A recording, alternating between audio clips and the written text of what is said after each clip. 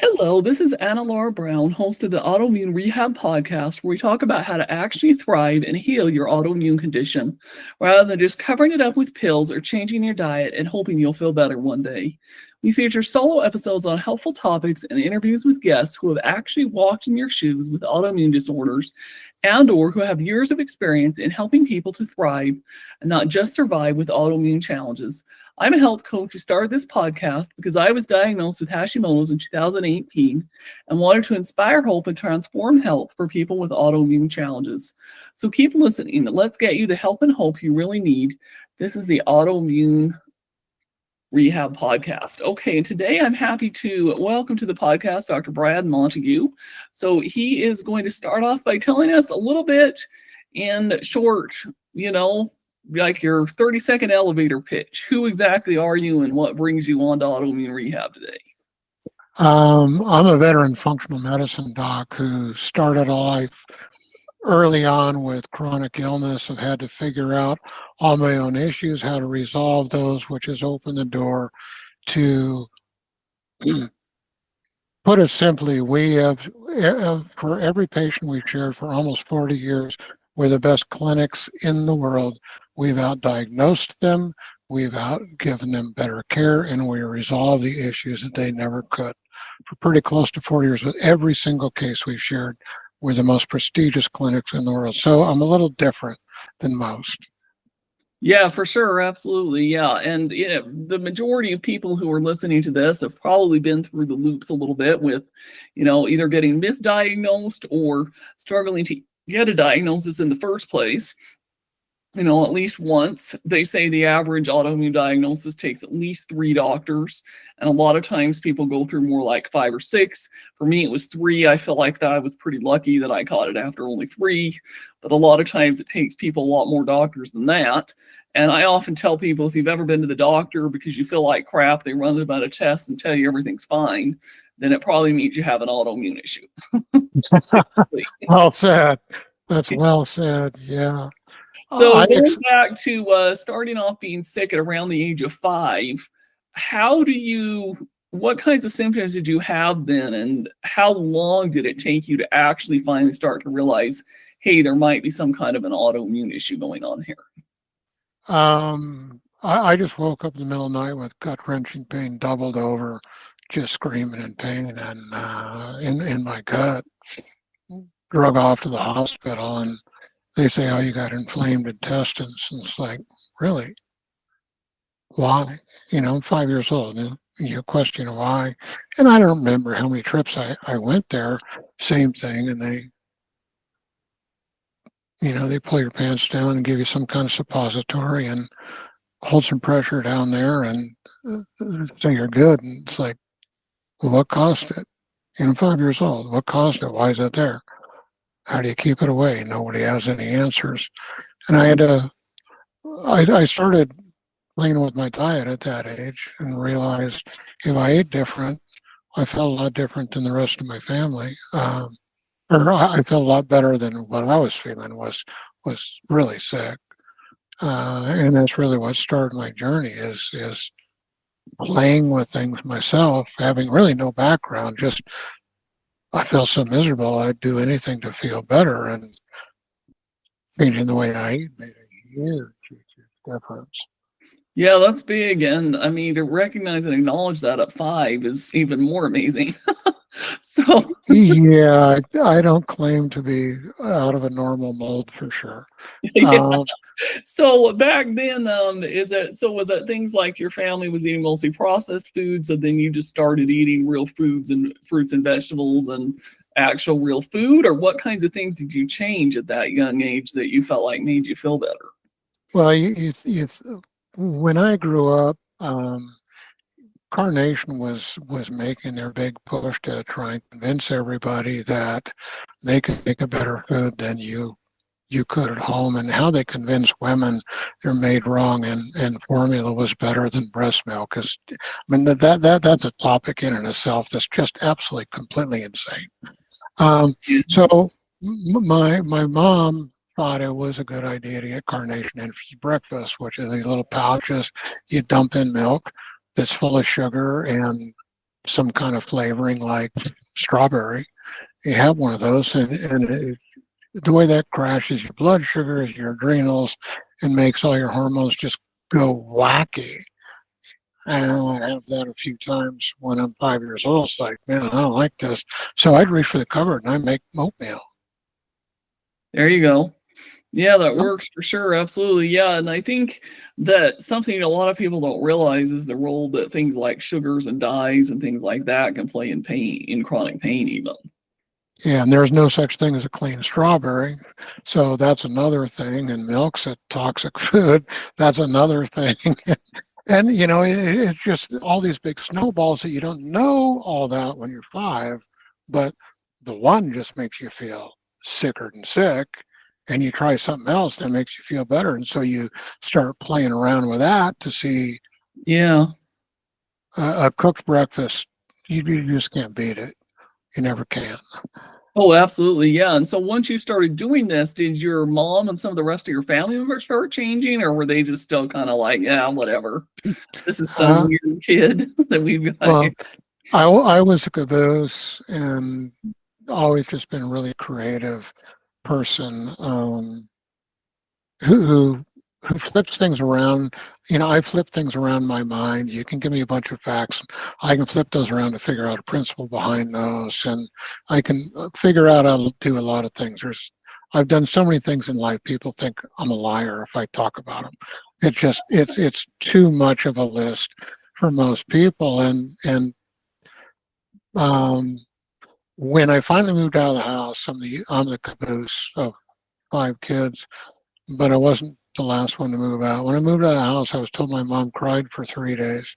And when I heard that, I just looked at her and said, the only reason you cried for 3 days is because there was no one left to raid your refrigerator to take all the leftovers and make soup anymore. Uh-huh.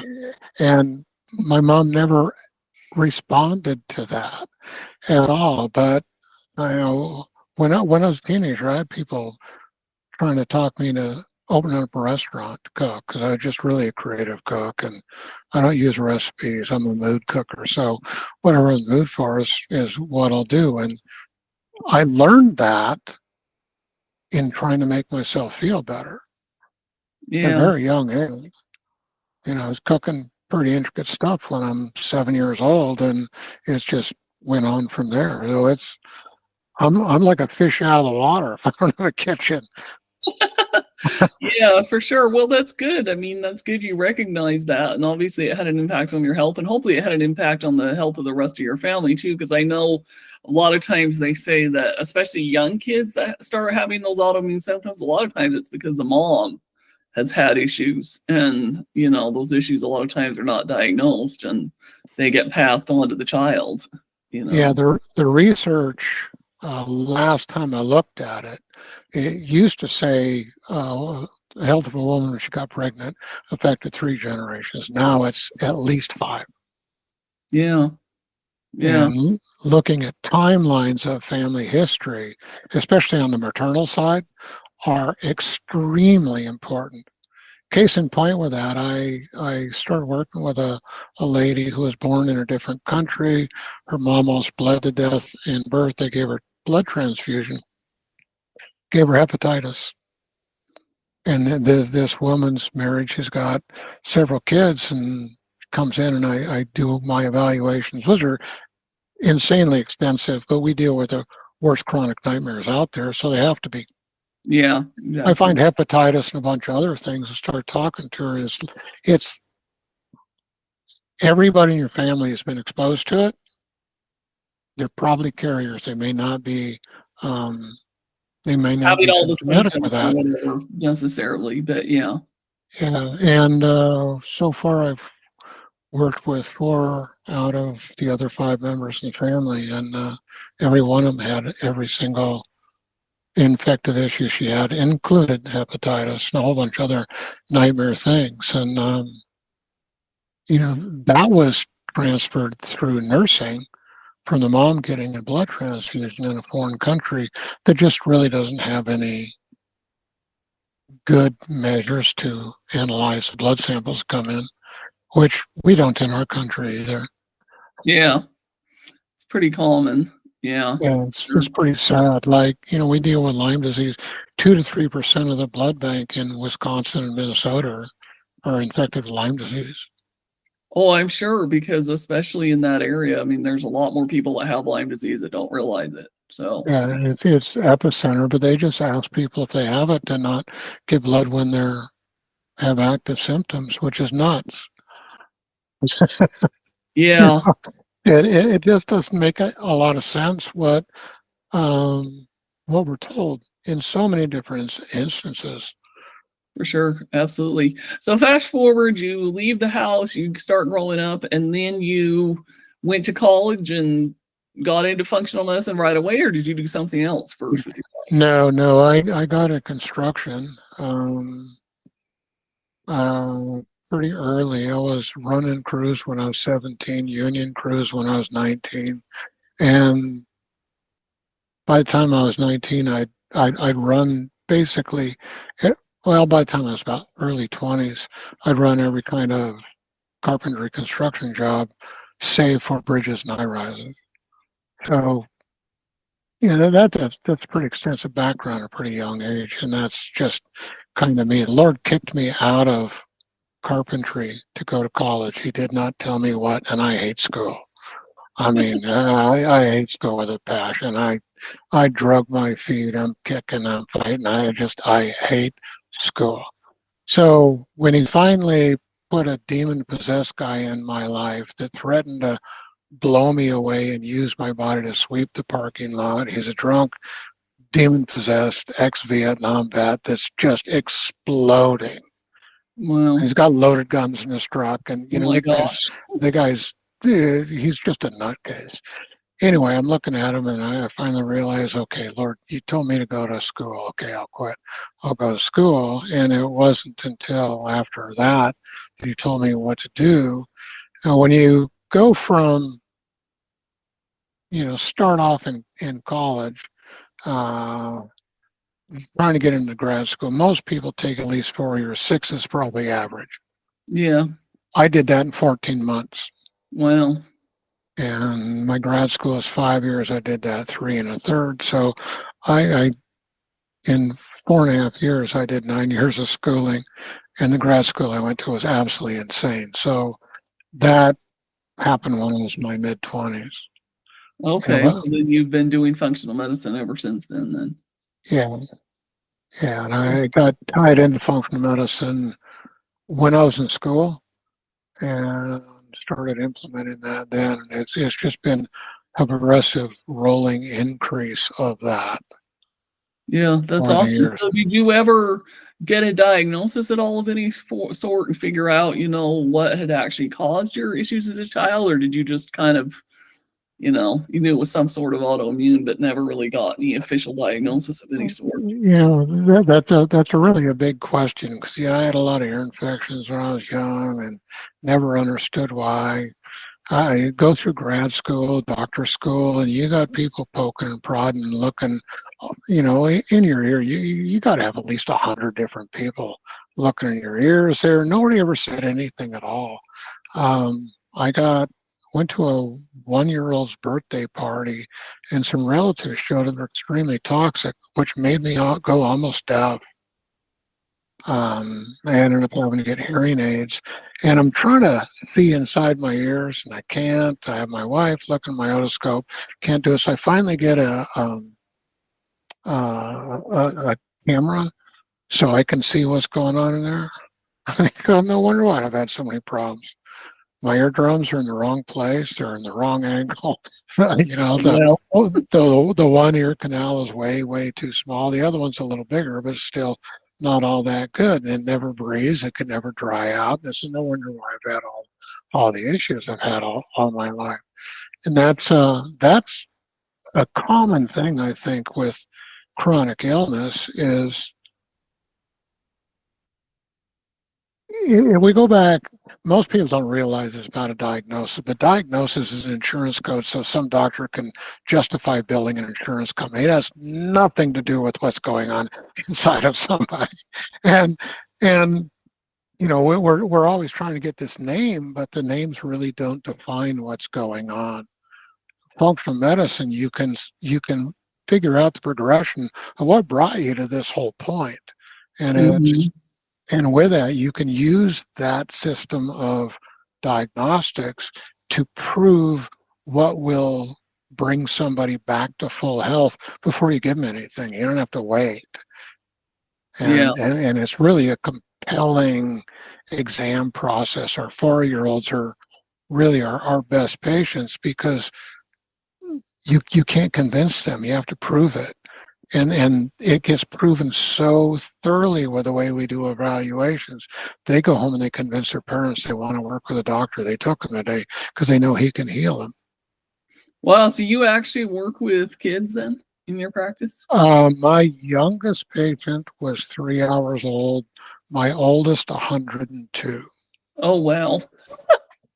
So what's the average age that you usually end up with? Like in the 40s or 50s, probably somewhere in. It totally depends. I got a heart for kids. I never was around them when I was young because I was a caboose. Yeah. Um, yeah, it depends on what's going on because we're the last one in a train, and most of the people that find us have exhausted the best specialists, oftentimes all over the world. We figured out a way where we're working with people globally now, not Yeah. just in the States, but globally. And some of those people have been to these special clinics that are just insane in price and what they do, but they never get any help. Um, and so a mom with a young child, I got a call last week from a mom with a young child that's just failing to thrive, and they can't figure it out, and they want to pump her full of anti-cancer meds Oh my. for the rest of her life. She's 5 years old, Whoa. and threatening to have social service rip her out of the house if the mom doesn't conform to all this insanity. So, we get things from the infants that are just head to toe. They look like a raspberry. They're so rashed out they can't thrive. To children like this, usually the contact is well, it's all over the map. It really depends. Interesting. Young couples that just got married that can't get pregnant, they get a hold of me. Somebody tells them about me from one place or another, and it's not long down the road they're pregnant and they have children. And I think that's one of the most rewarding things we can do in life. It's one thing to get somebody so they're healthy and doing better. Hmm. But when you can give them the desires of their life, when you give that couple a child that they just Really that's wanted the to, yeah. biggest thing they want in the world. And that's one of those God moments. You just go, Yeah. ah, Sure. that's just it's just one of those yes and amens to anybody who really cares about children. And Sure. So somebody comes to you to begin with and they're like, help. What's the first thing you do? You run labs, you have a different kind of a questionnaire you ask people. What's the first thing you do for people usually? I always do a consult, and I've got pretty extensive questionnaires that I custom designed, and I Hmm. finally put it in Google Forms, so they're pretty easy to fill out. I used to do a handwriting, but I do that. I do my own labs off of urine, which Hmm. is different than was most people. Most of the bloodborne labs are very dysfunctional, completely inaccurate, highly expensive, and people are hanging their hope on the wind, pretty Hmm. much, just the wind. And there's reasons why, and we probably don't have reason to get into that fully, but they're based on Louis Pasteur's work. He's the father of germ theory, and Louis realized he was studying the wrong thing. It's just easy to sell people off of a lab test, but it doesn't Hmm. really tell you what's going on, and they're extremely inaccurate. Like the Lyme test, they're 0 to 20% accurate at best. If you get a lab sample within the first 1 to 2 weeks of infection, your food intolerance testing 2 to 3% accurate. Your gut tests and all that, they're way down there in the bottom of the pit. And all these things that people are throwing a ton of money at, they don't really do them any good. So I quit using that quite a long time ago. And so we start off with questionnaires. I do a consult with people. We go through cause and effect of what brought them to this place and tie everything together, because it's always tied together. You don't have these isolated events that destroy somebody's life. You have a few events that create these global reactions that go everywhere. Mm-hmm. Um, so we figure out what those key things probably are in a consult. We have people send us urine samples and we're working a long ways away. If we're working with them in person, we have to bring that in. And then I do my own evaluations where it's insanely extensive. I looked it up a little while ago. It's over 220 metabolic tests. We have probably 11 different tests off the urine and give me a bunch of metabolic markers to let me have some concrete numbers on what's going on. I use BIA if I'm working with somebody close, give some other concrete numbers on what's going on. We go through a whole metabolic panel of every function in every organ system, all the hormonal interactions, and I'm always expanding that. So it's extremely expensive. Then we pull that aside. We figure out what's going on with all the organ systems. We scale everything on a scale of 1 to 10. Figure out what the root issues are, how to resolve those. Put that aside. Bring in the food intolerances. We do full food intolerance testing. That's over 120 different classes of foods in different food groups, 11 different food groups. With that, figure out what people, how they need to eat to be able to heal. Put that aside, then we bring in our infective issues and our toxic things. We go through all that, bring back where we started on how to resolve the root issues, tweak that with what we found with the toxic things. And on day one, um, people know what's going on, what root causes are, how to resolve that, how to eat, what liquids they need to drink, and what all their infectives are, the progression of what they can expect as far as how long it's going to take to clear those, each one successively, not globally, but this one takes this long, this one takes that long, and we go through that and we just start and we do checkups once a month or once a week for an average about 6 weeks, and it stretches out a couple of weeks every month. We do reevaluations and we just keep tweaking and cracking it, because when you deal with people like we deal, things change so many times. You can't Yeah. start with one thing and expect it to last. And especially with these microbes, things like Candida, when you're getting down where you have very little left, it morphs so quickly. Yeah. And you And probably deal with a lot of patients that have Lyme disease too, I would assume too, because that's such a prevalent thing with a lot of people that have chronic issues. it is our real specialty is Candida leaky gut, and it's because of I understand what goes on in the gut so much that I can deal with Lyme disease. Mm-hmm. I've Yeah. been told by people who are very well researched, who have been to the best clinics, that I'm in a whole different planet than the rest of the people working with Lyme disease.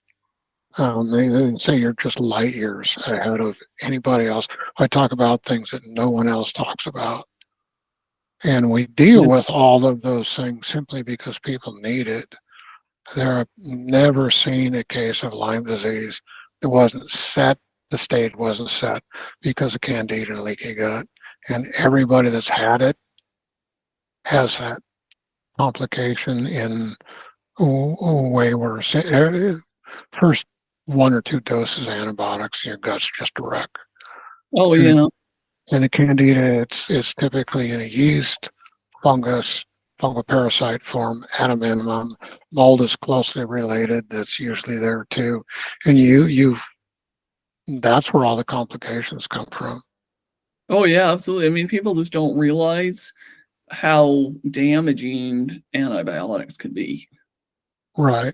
Right. It's crazy. Like I had a consult with somebody a while ago who was really afraid to start, and they said they have no emotions. They're just affective. They're just flat. And they Wow. wonder, why is that? And I said, well, that's really easy. When you have candida issues, which this person is just head to toe of candida, it's not just in the gut, it's global. It's in the brain, it's in the bones, it's in the organs, it's everywhere. Yeah. And said with candida, it creates this toxin called acetaldehyde. Acetaldehyde is 7 times more toxic than embalming fluid, which is formaldehyde. And acetaldehyde, it creates inside the cells that make dopamine, which a significant amount that's made in the gut. A lot of people don't realize the microbes in the gut, the cells in the gut, make every kind of hormone that we make and every transmitter, neurotransmitter that we make. Yeah. And the acetaldehyde, it combines inside of those cells to make something called salicylic, which kills the dopamine-making cells wherever they are. And you take away dopamine, you can't feel good. Yeah. And people are just flat. Yeah. Emotionally just flat, no emotion, anything, just totally flat. It's really simple when you look at physiology, which that's a large reason why we're able to be as successful as we are. Is I'm just kind of a physiology nut. I'm one of those people that always want to know what's going on, what's causing this, how does this work? And you can't Yeah. really you can't answer that question without digging into physiology. You look at the physiology of somebody with flat emotional stuff, and it's the dopamine building cells inside of the gut that are being poisoned with salicylic from candida. For sure, absolutely. And I guess the other thing that always drives me nuts is the number of people that just kind of they get sick and they don't really even bother wanting to ask why, And it's like, don't you want to know why you have what you have so that then you can figure out the root cause and actually fix Yeah, it? And too many people, whether it's doctors that just don't bother or it's even patients that they don't really even care to ask why. And it's like, huh? Because I've always been yeah, one of those people that wants to dig deeper as well and ask, why. So, and that's why you're successful in the field that you're in. well, and that's why I've, been able to successfully interview as many people. It's also why I've had my autoimmune issues, but I've been able to, overcome the majority of them is because, I asked why and been able to figure that out, So, Yeah. And with what you just said, you think about it, why would anybody ever want to work with a doctor that can't answer that question? yeah, you wouldn't think And, they would, but yet people do.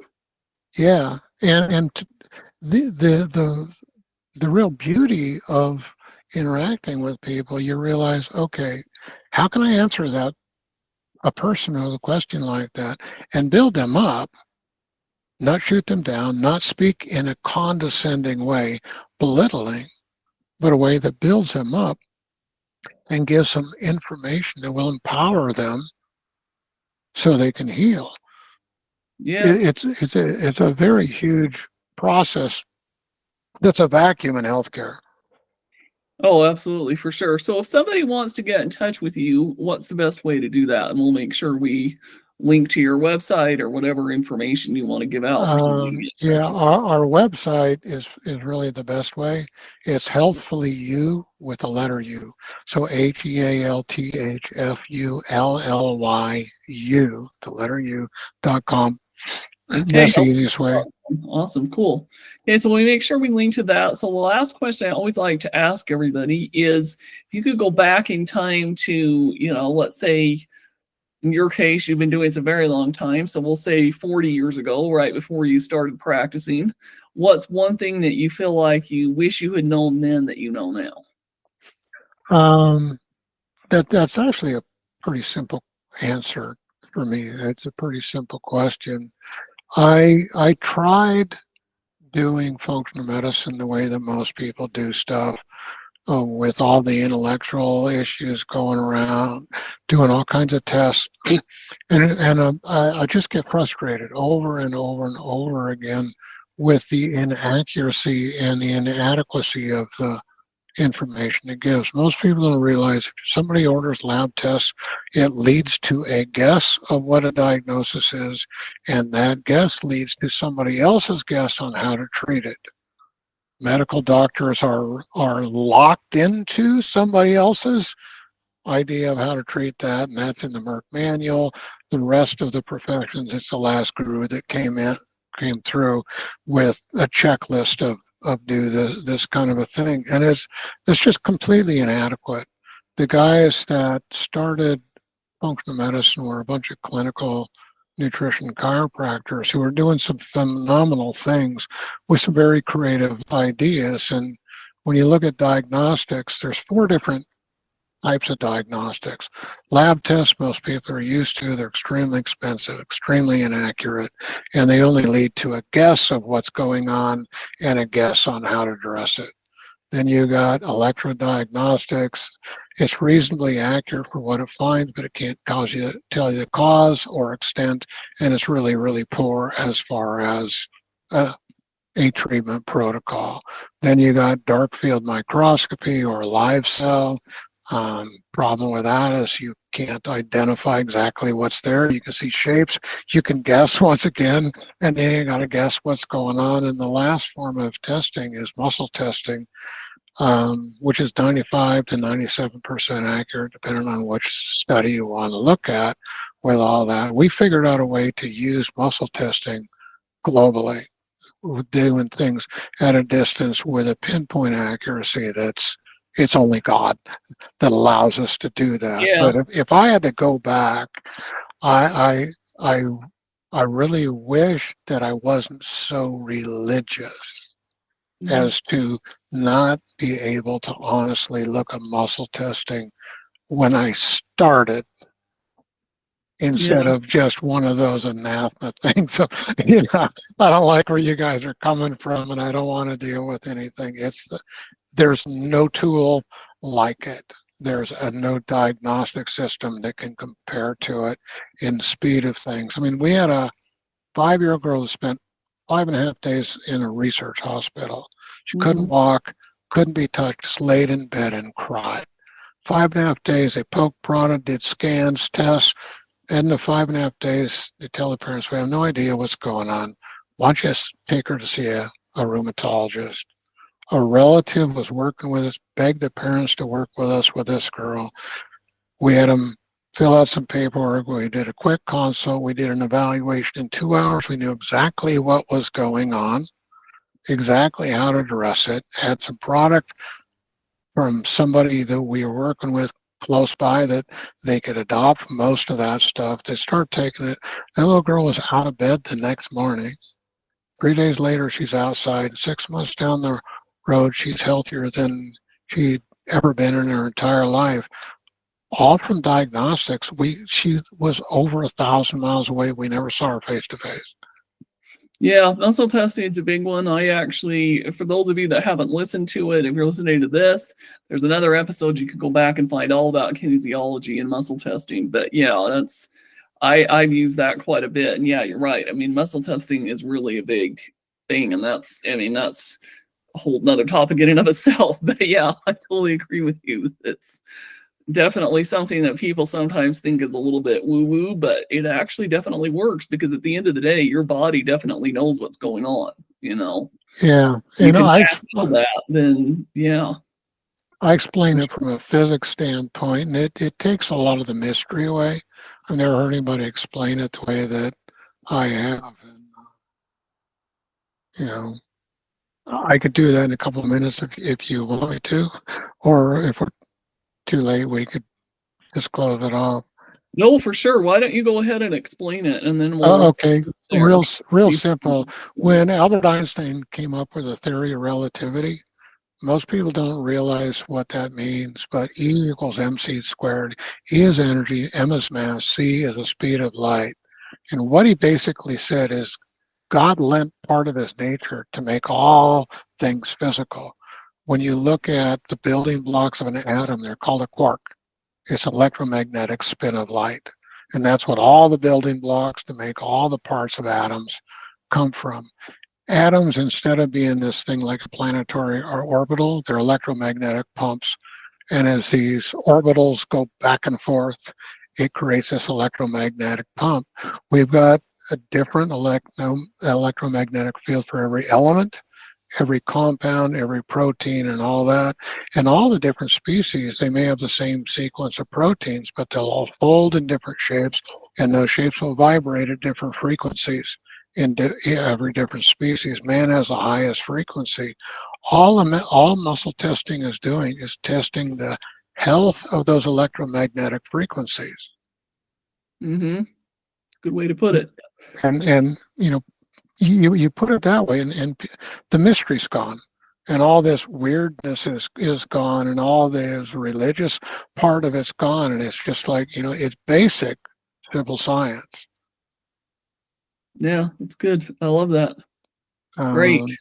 Okay, well, we'll leave that there. Yeah, so if anybody's even more interested in delving more into the muscle testing, some of the other stuff, go to Dr. Brad's website and consider doing a consultation and learn more about, how he can help you out.